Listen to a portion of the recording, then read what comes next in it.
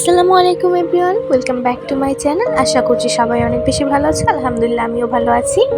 আজকে আমি তৈরি করব কাস্টার্ড পাউডারের একটা কেক টাইপের এরকমই এক কিছু। তো তার জন্য আমি এখানে একটা ছাঁকনি নিয়ে নিয়েছি। এটার নিচে একটা বোলের মধ্যে চেলে নিব আমি সব শুকনো উপকরণগুলো। তো এখানে আমি কি দিচ্ছি একটু বলে দিই। এখানে আমি দিয়েছি এই বাটিতে 2 বাটি ময়দা।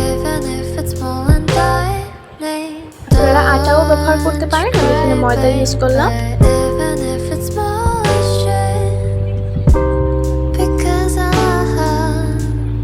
এবার আমি দিব সুগার পাউডার। আপনারা এটা বাজারেও কিনতে পাবেন অথবা বাসায় বসে চিনিকে ব্লেন্ডার করে নিতে পারেন। সুগার পাউডারটা এখানে আমি আমার পরিমাণ অনুযায়ী দিচ্ছি।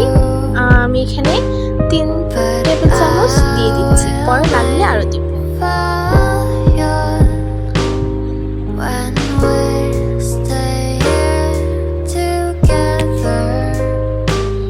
মিষ্টির ব্যালেন্সটা যাতে ঠিক থাকে তার জন্য আমি লবণ ইউজ করব। আর তার আগে আমি কাস্টার্ড পাউডারটা দিয়ে নিচ্ছি। আর এই কাস্টার্ড পাউডারটা না পেলে আপনারা যে কোনো ধরনের কাস্টার্ড পাউডার ইউজ করতে পারেন। আমি এই কাস্টার্ড পাউডারটা এখানে দিচ্ছি 2 টেবিল চামচ থেকে একটু সামান্য বেশি হবে।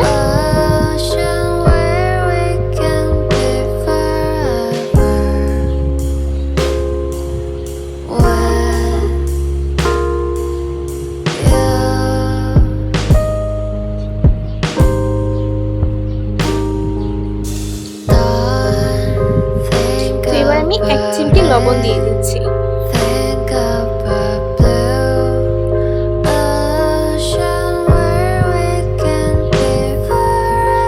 এবার সব শুকনো উপকরণগুলোকে ভালো করে চেলে নিব।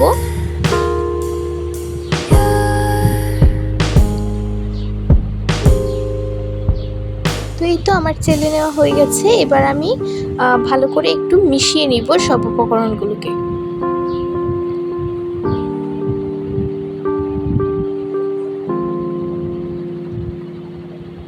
একটা হ্যান্ড মিক্সারের সাহায্যে আমি এখানে মিশিয়ে নিচ্ছি।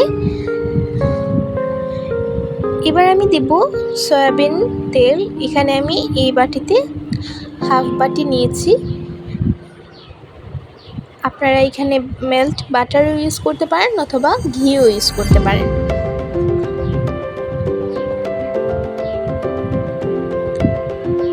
এবার আবারও সব কিছু মিশিয়ে নিচ্ছি।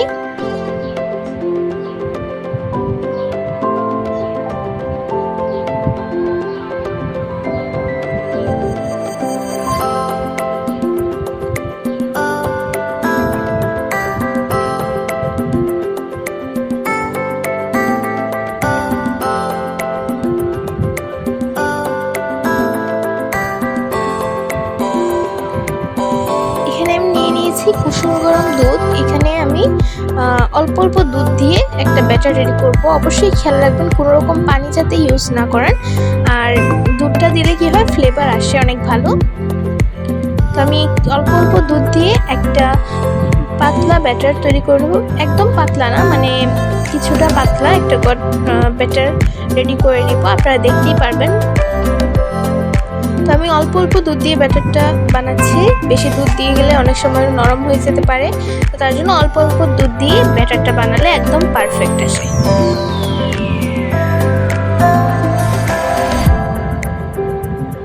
ভালো করে মিশিয়ে নিতে হবে।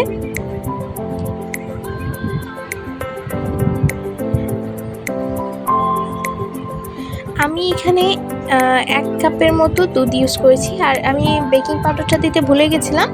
আপনারা শুকনো উপকরণ যখন চালবেন তখন দিয়ে দিবেন। আমি এখানে হাফ চা চামচ পরিমাণ দিলাম বেকিং পাউডার।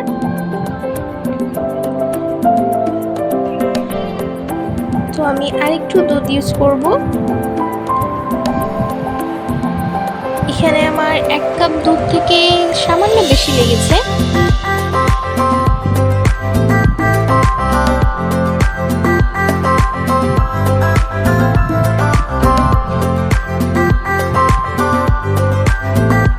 ব্যাটারটা কিন্তু একদম পারফেক্টলি চলে এসেছে, আপনারা দেখতে পাচ্ছেন।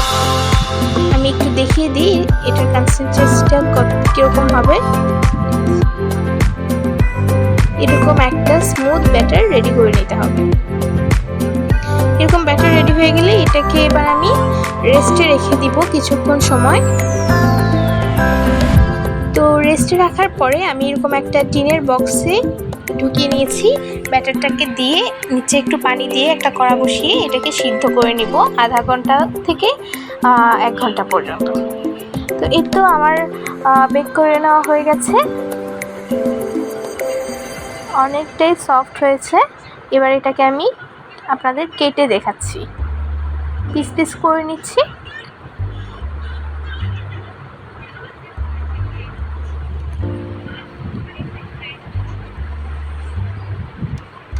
আর অবশ্যই যে বক্সে ঢুকাবেন সেটার নিচে একটা কাগজ দিয়ে, আমরা যেভাবে কেক রেডি করি ফয়েল পেপার বা কাগজ দিয়ে এটাকে ভালো করে তেল মাখিয়ে তারপরে বসাবেন।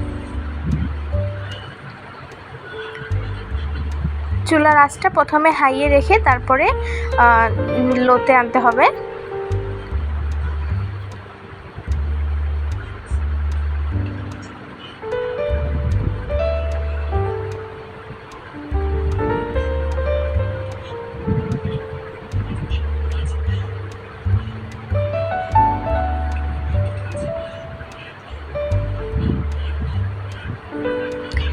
এটা খুবই সুন্দর হয়েছে এবং অনেকটাই নরম তুলতুলে হয়েছে, খেতে তো অসাধারণ।